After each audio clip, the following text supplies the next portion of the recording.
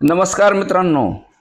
सोयाबीनचे उत्पादन या वर्षी देशात सुमारे 20 लाख टनांनी घटणार असल्याची शक्यता व्यक्त करण्यात आली आहे. सोयाबीनचे उत्पादन 105 लाख टनावर येण्याची शक्यता असल्याने भारतीय सोयाबीन प्रक्रिया संघटनेने म्हणजेच सोपाने नुकत्याच प्रसिद्ध केलेल्या वार्षिक अहवालात नमूद केले आहे. सोयाबीन लागवडीचे क्षेत्र व उत्पादकतेची घट तसेच पिकावर प्रतिकूल हवामानाचा परिणाम ही यामागील प्रमुख कारणे असली तरी त्याबरोबरच अतिवृष्टी, सततचा पाऊस ही सुद्धा कारणे आहेत. या संस्थेने इंदूर येथे झालेल्या आंतरराष्ट्रीय सोया कॉन्क्लेव्ह 2025 या परिषदेत हा वार्षिक अहवाल प्रसिद्ध केला आहे.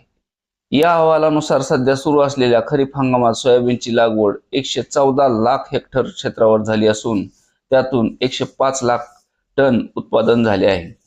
प्रति हेक्टरी सरासरी उत्पादकता 920 किलो इतकी नोंदवली आहे, म्हणजे हेक्टरला 9 क्विंटल.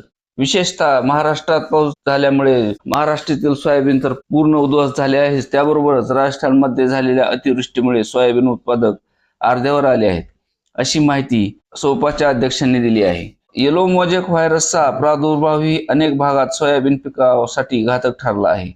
मध्य प्रदेशमधील अनेक जिल्ह्यात झालेल्या अतिवृष्टीमुळे पिकाचे खूप मोठे नुकसान झाले आहे. त्यानंतर राज्य सरकारने या तेलबिया पिकासाठी भरपाई योजना लागू केली आहे. या योजनेअंतर्गत व्यापाऱ्यांना जर शेतकऱ्याकडून सोयाबीन केंद्र सरकारने जाहीर केलेल्या किमान आधारभूत किमतीपेक्षा कमी दराने घेतले तर त्या फरकाची रक्कम सरकार शेतकऱ्यांना देणार आहे. भारत सध्या आपल्या खाद्यतेलाच्या एकूण गरजेपैकी 60% अधिक आयात करतो. खाद्यतेल उत्पादनात स्वयंपूर्णतेचे उद्दिष्ट साध्य करण्यासाठी देशातील सोयाबीन उत्पादन वाढवणे अत्यावश्यक असून यासाठी सुधारित बियाण्याचा वापर वाढवण्याची खूप गरज आहे. केंद्र सरकारने 2025-26 या खरीप हंगामासाठी सोयाबीनची किमान आधारभूत किंमत 5,328 रुपये प्रति क्विंटल निश्चित केली आहे, जी मागील हंगामातील 4,892 प्रति क्विंटल पेक्षा अधिक आहे. धन्यवाद.